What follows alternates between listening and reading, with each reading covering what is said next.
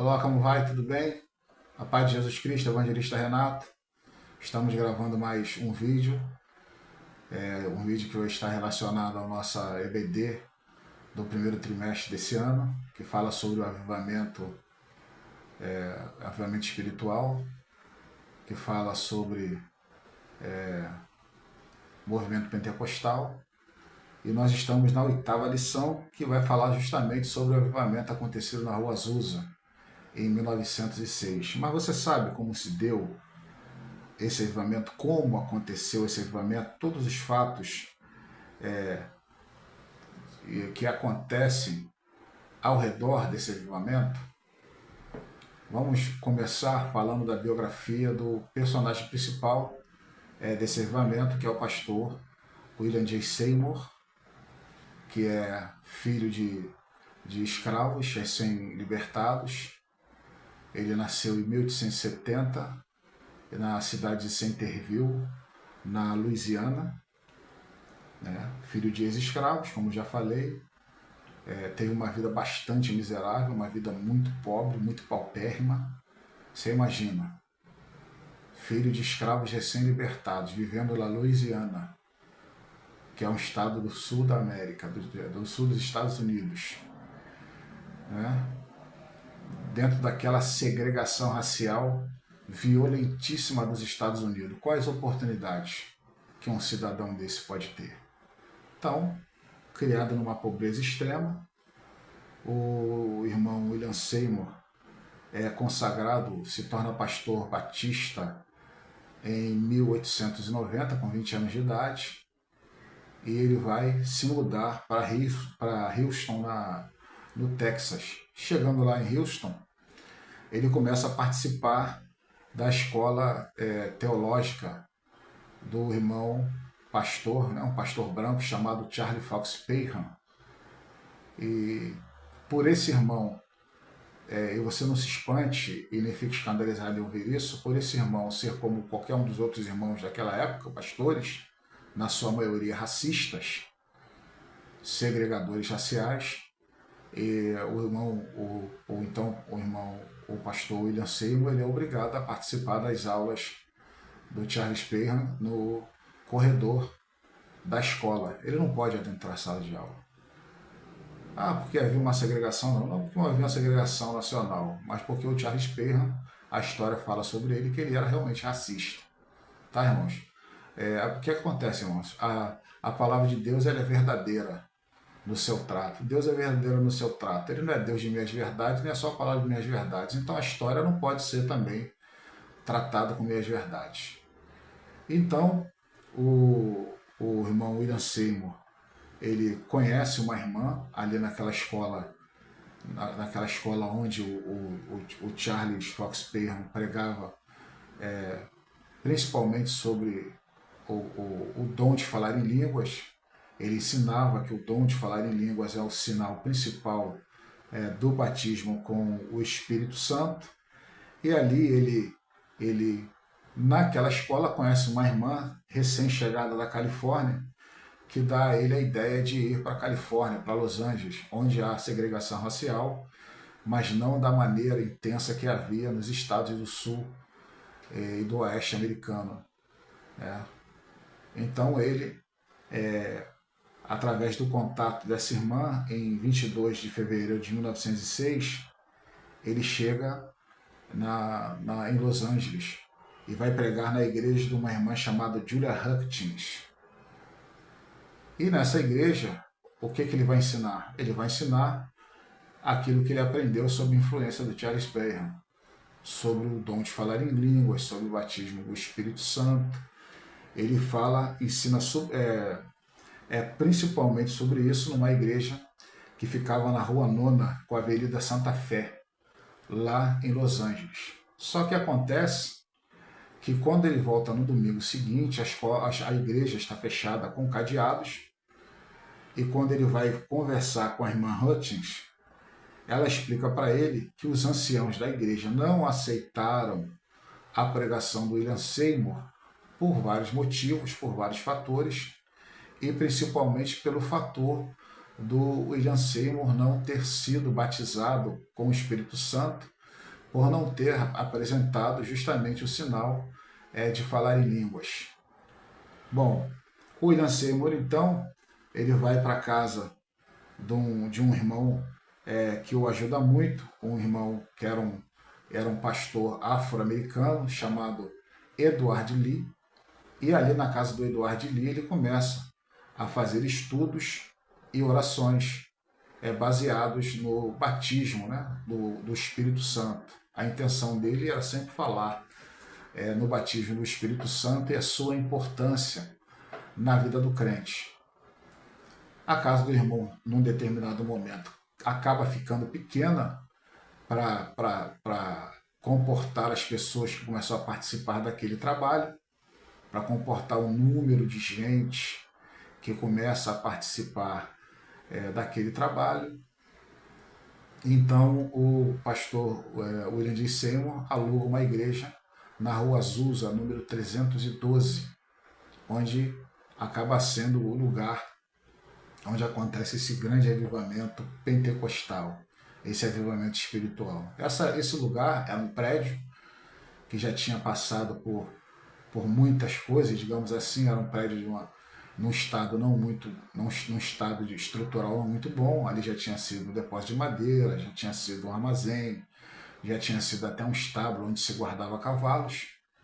E o nosso irmão William Seymour, o pastor William Seymour, ele faz ali, junto com aquele número de pessoas que começam a o seguir, uma limpeza naquele galpão, naquele prédio, para receber mais pessoas para os seus trabalhos de estudo da palavra, de oração, que ele vai passar a realizar ali naquele lugar.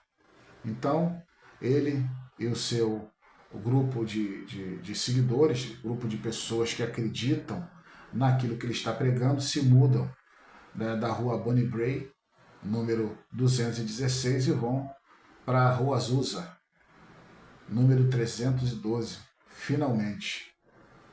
Então, irmãos, há uma grande transformação, acontece uma grande transformação no modo de se pregar a palavra de Deus e de se realizar cultos quando começa esse trabalho ali na Rua Azusa, no número 312. Porque o pastor William Seymour, ele foi muito influenciado pelo movimento de santidade, que foi liderado pela irmã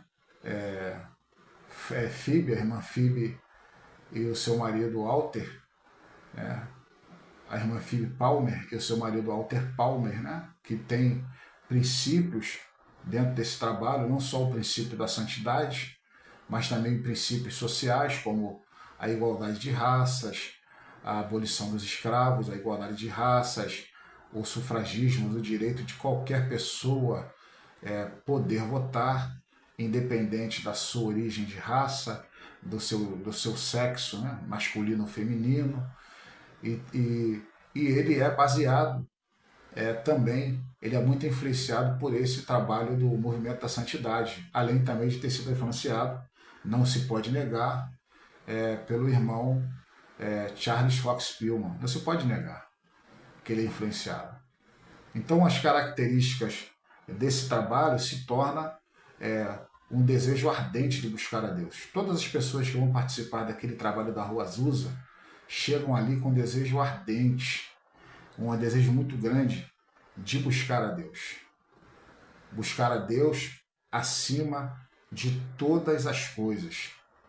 E ali também se destaca a liderança do pastor William Seymour, que era um pastor afro-americano, como falei, um negro, filho de ex-escravos, de origem muito pobre, ainda cego de um olho, porque ele foi acometido por uma enfermidade que o deixou cego de um olho, mas mesmo assim a sua liderança era indiscutível. As pessoas o respeitam, as pessoas o admiram pela sua grande liderança e pelo seu testemunho e comportamento. Mas havia um problema ainda. O irmão William Seymour ainda não havia sido batizado pelo Espírito Santo.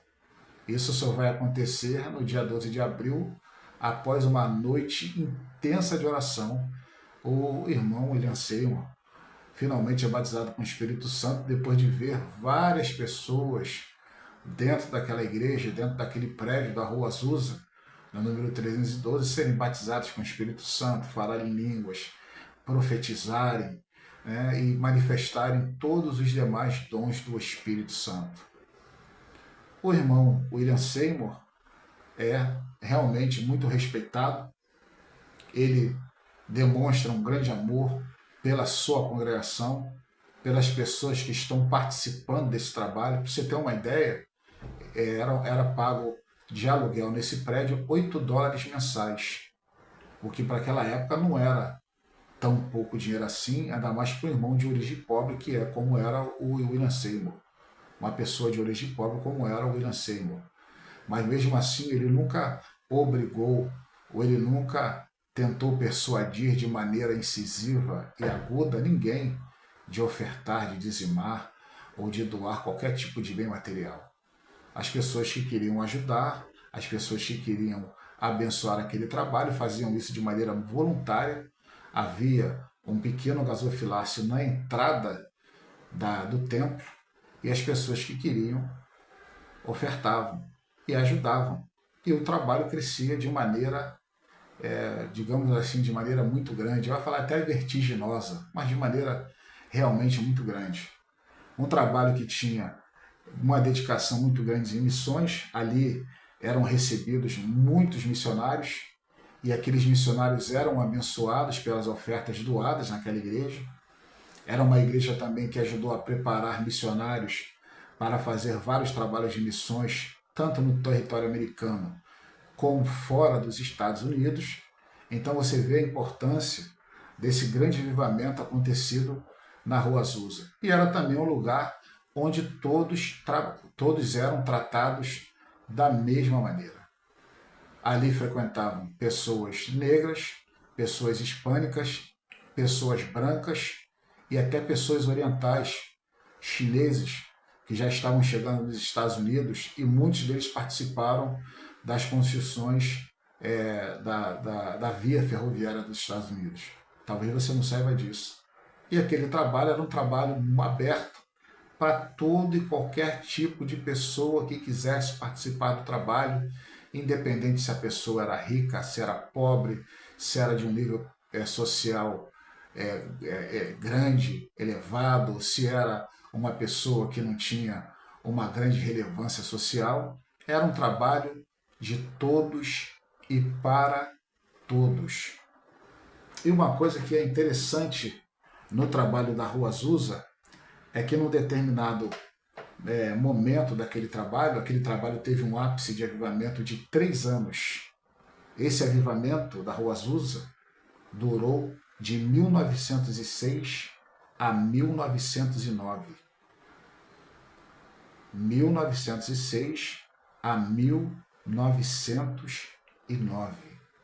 Foi um trabalho que teve proporções tão gigantescas, tão gigantescas, que ele foi noticiado tanto de maneira local, nacional e mundial. Foi um trabalho que tomou proporções mundiais, atraindo pessoas de todas as partes dos Estados Unidos, pessoas de muitas partes do mundo que iam para esse trabalho de avivamento da Rua Azusa, com a singela intenção de buscar a Deus, de receber de Deus, ou pessoas também curiosas que queriam pagar para ver se aquele trabalho era tudo aquilo que estava sendo noticiado pelos veículos de comunicação. O pastor William Seymour abriu aquela igreja para todos que queriam participar daquela igreja, chegando a um ponto que não cabiam mais pessoas dentro do templo.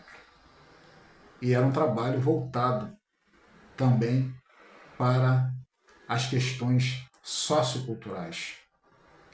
Como o irmão William Seymour havia aprendido com a Phoebe Palmer, com o Walter Palmer, que foram os líderes do movimento de santidade, todas as pessoas eram iguais.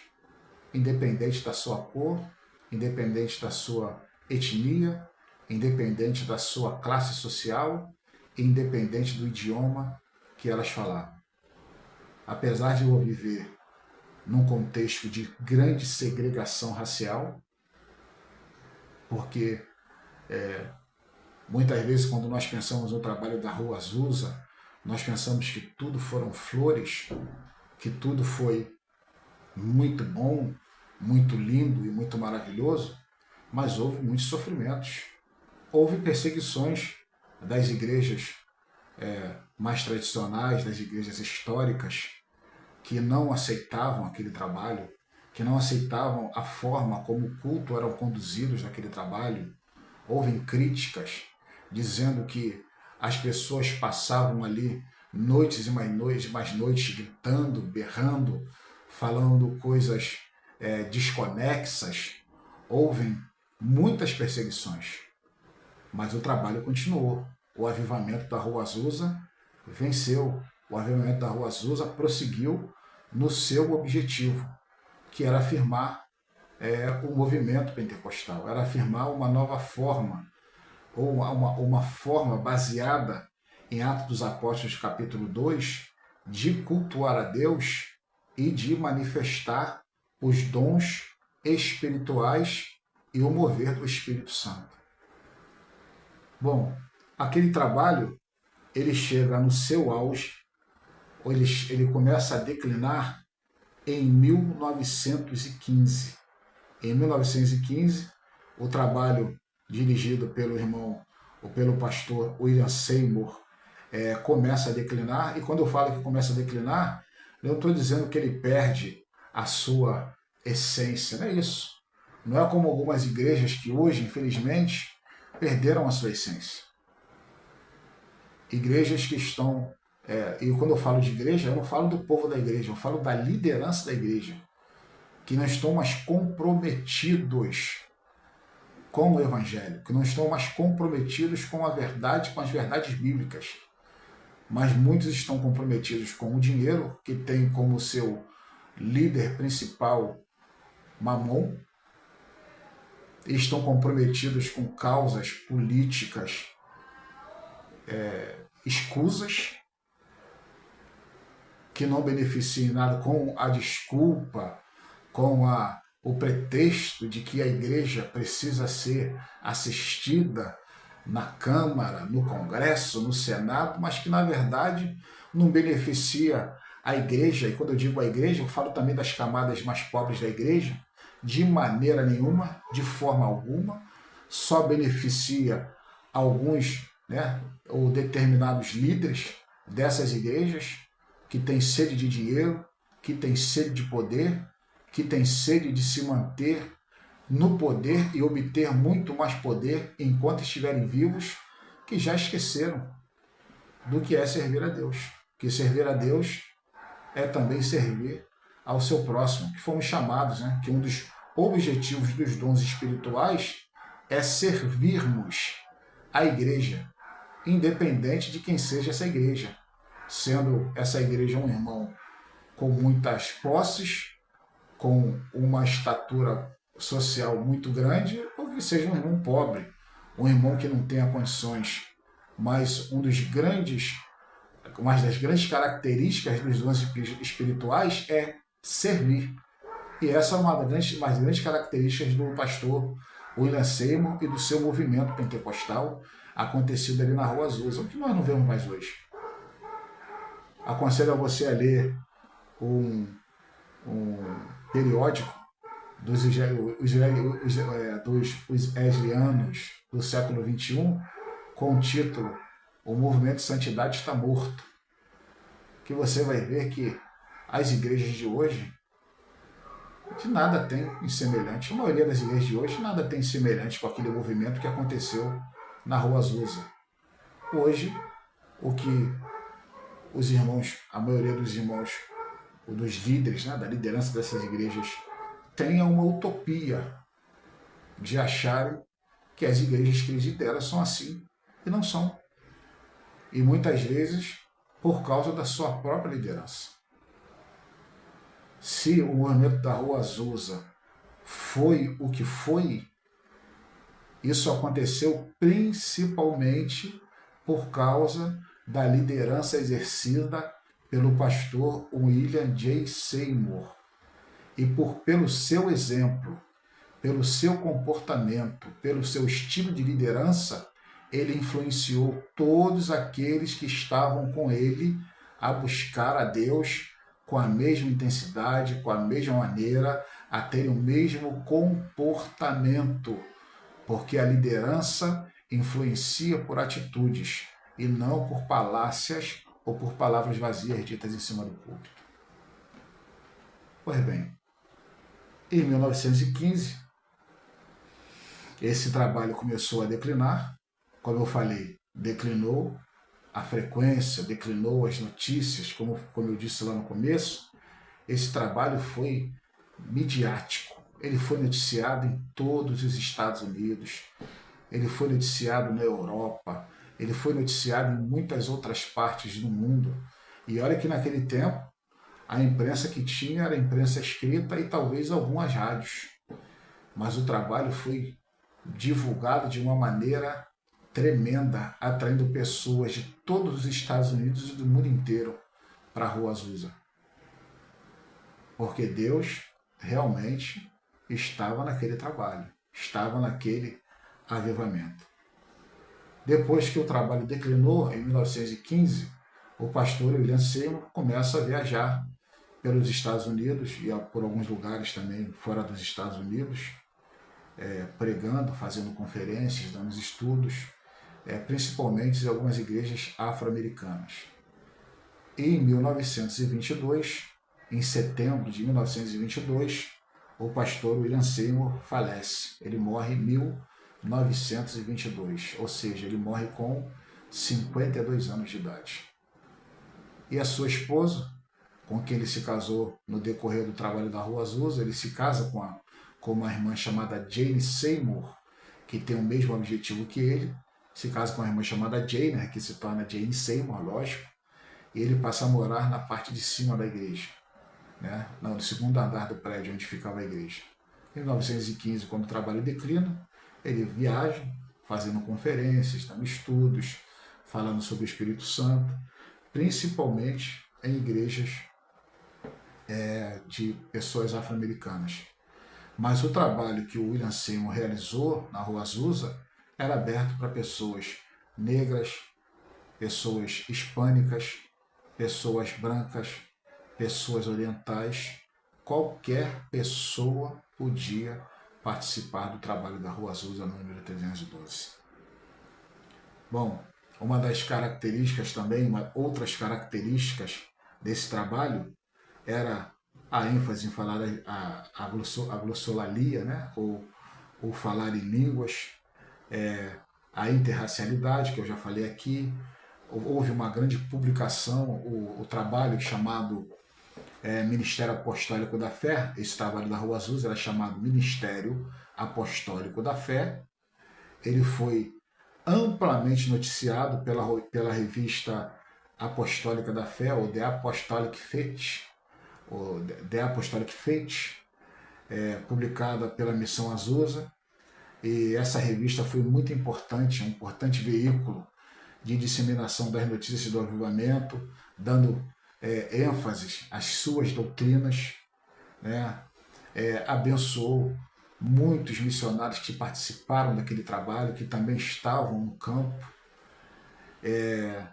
Os fatores que fizeram aquele trabalho declinar, ou aquele trabalho ser esquecido, né, em 1915, porque, veja, é um trabalho que é falado dele intensamente de 1906 a 1915, são 9 anos contínuos falando do avivamento da Rua Azusa, né? Fatores internos, fatores externos contribuíram com o final do trabalho, falta de organização, disputas internas, críticas externas, acabaram contribuindo para o declínio do trabalho, mas o trabalho deixou um legado duradouro, porque esse trabalho acabou gerando desdobramentos e impactos no cristianismo nos Estados Unidos e em outros países, originando denominações pentecostais, influenciando movimentos carismáticos, influenciando movimentos sociais, movimentos sociais que realmente beneficiam não só o povo cristão, mas beneficiaram pessoas que nem crentes eram. Então foi um trabalho de suma importância e benéfico, não só para a Igreja de Cristo, mas um trabalho que foi benéfico para toda uma sociedade. Um trabalho que teve realmente uma influência global. Um trabalho que alcançou mais de 500 milhões de pessoas no decorrer dos anos. Pensa nisso. O avivamento da Rua Azusa alcançou mais de 500 milhões de pessoas no decorrer dos anos, desde 1906. Pense nisso. Mais de 500 milhões de cristãos são influenciados até hoje, são impactados até hoje pelo que aconteceu na Rua Azusa em 1906. Claro que o personagem mais importante desse trabalho foi o pastor William Seymour, mesmo com a disposição do irmão, do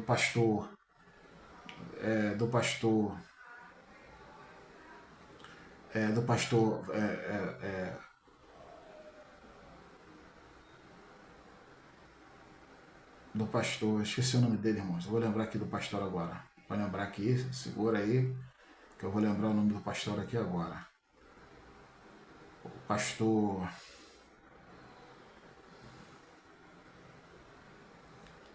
pastor Charles Fox Parham, mesmo com a disposição do pastor Charles Fox Parham, exigir para si a liderança do trabalho.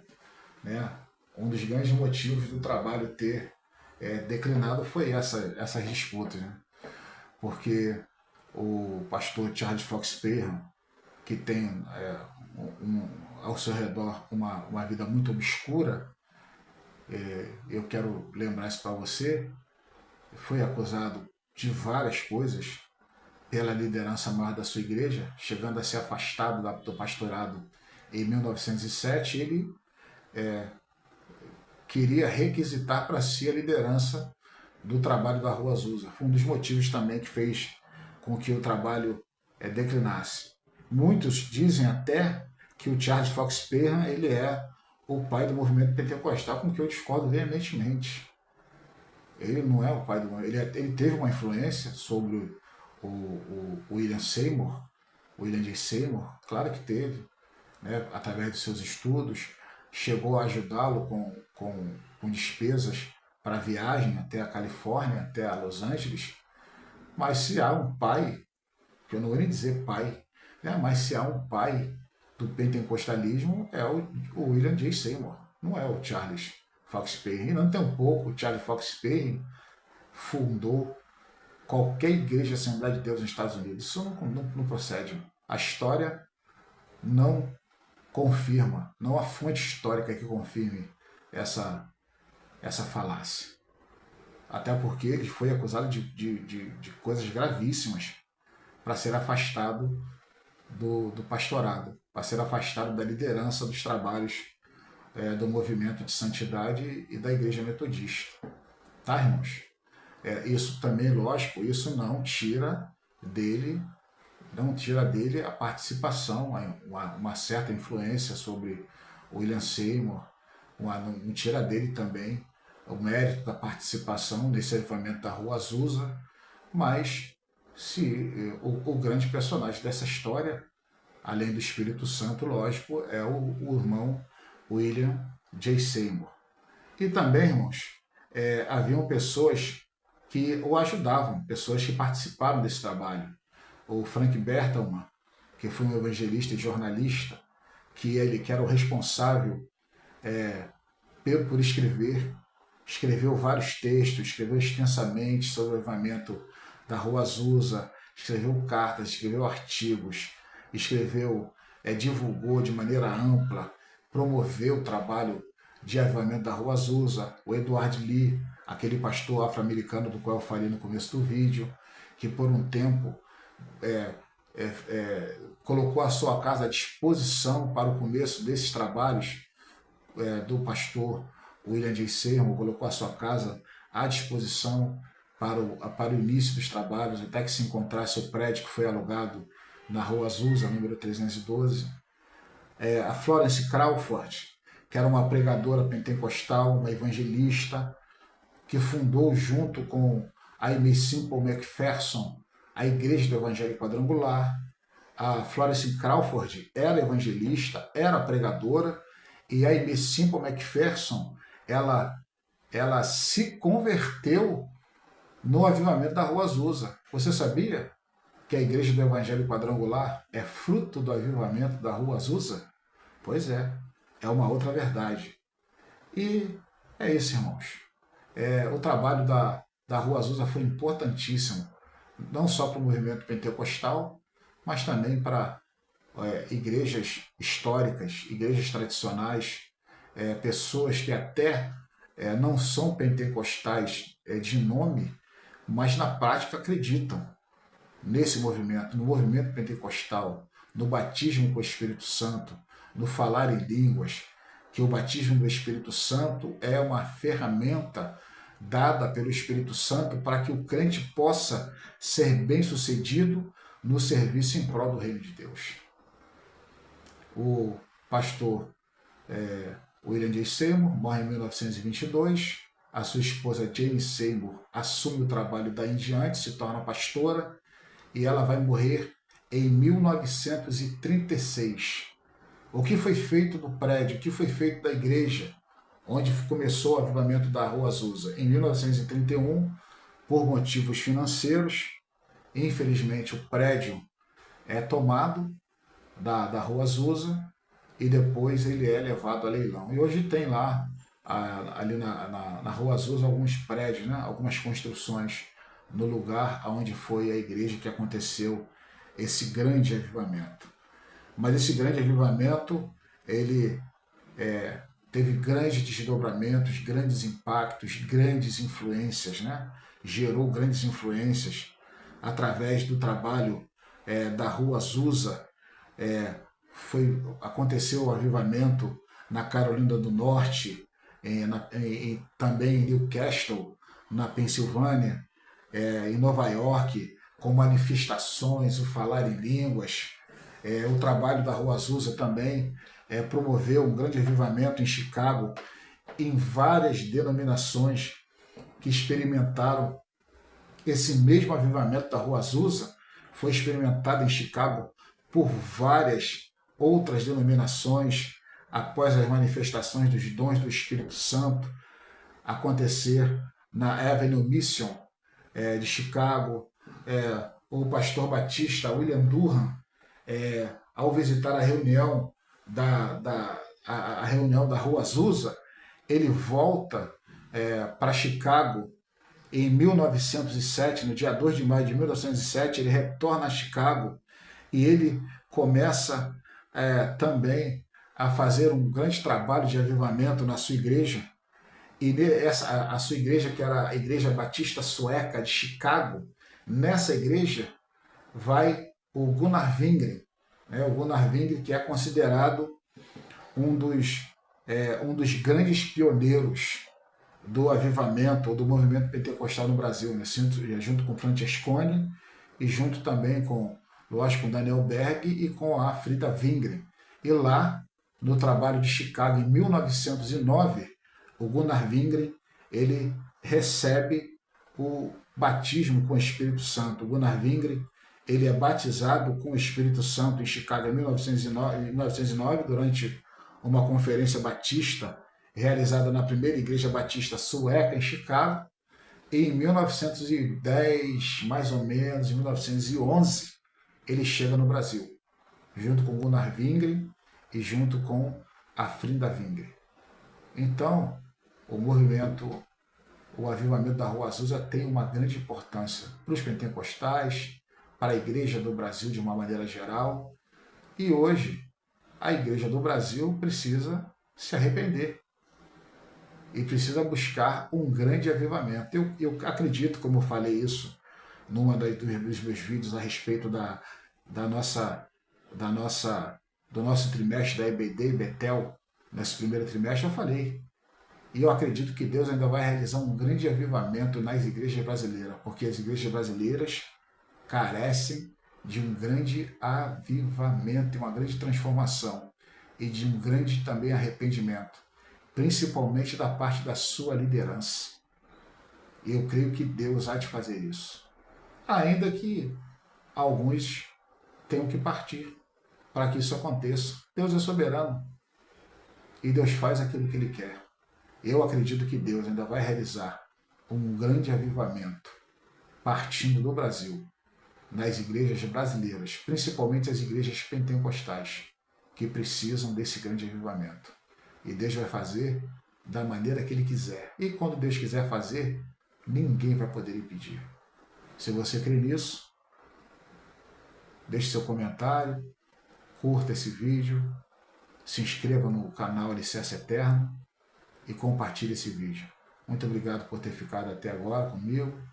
Deus abençoe a sua vida. Espero que esse vídeo te ajude a dar sua aula ou você chegar mais preparado como aluno para participar da EBD. E essa é a intenção desse vídeo. Deus abençoe você, a sua vida, seu ministério, a sua família, ou necessariamente nessa ordem.